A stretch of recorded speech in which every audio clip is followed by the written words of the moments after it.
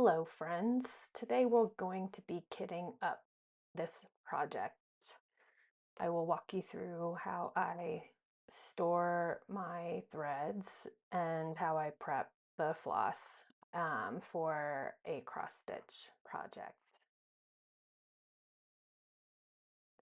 I keep my thread in those plastic boxes, and I have so many that I have it split into two containers. And what I will do is write the floss color name and the DMC number on an index card and keep the index card and the associated thread in a bag. There are times where I will have a couple colors in a bag. That usually only happens when I'm feeling a little bit lazy and don't feel like making another little bag.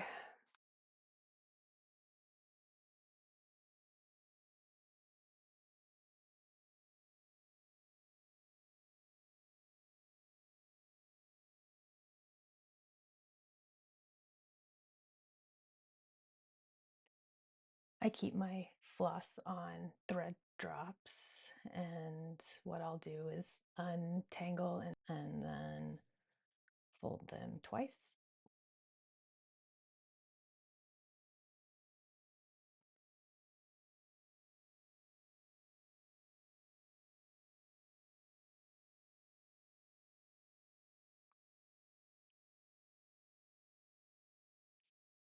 Fold them a third time.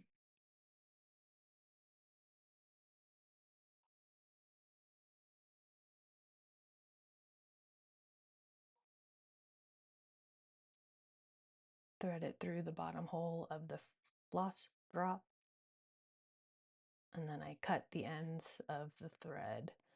I cut the other loops off the thread, and that leaves me a thread length that works for my projects.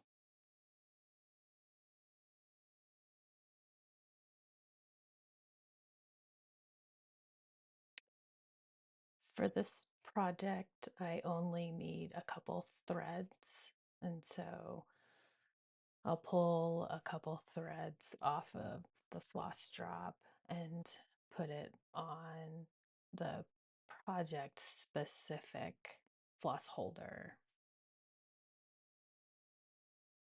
You don't really need to see me do this in real time, so I'll go ahead and speed up through the next parts.